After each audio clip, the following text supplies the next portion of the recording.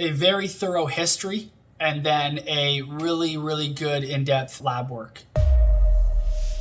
I think too many functional medicine spaces focus on just what's the optimal lab reference range. So let's take testosterone for as an example. If you look at what are optimal testosterone levels, and you look into all of the different institutes for functional medicine that they teach this type of stuff, and they're going to give you a range.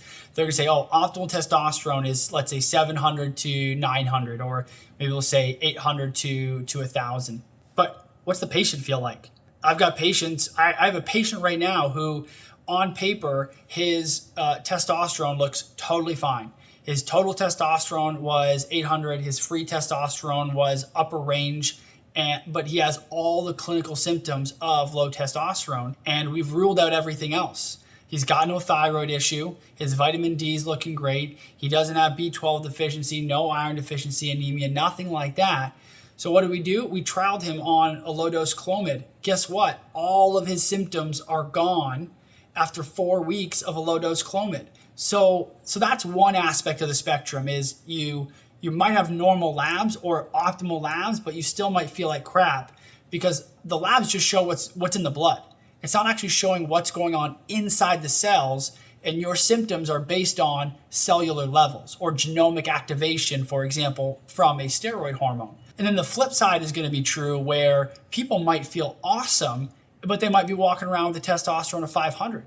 And some Joe Blow down the street might say, you need to be on test SIP. Let's get you on 200 milligrams a week, because that's going to bump you right up to 1,200.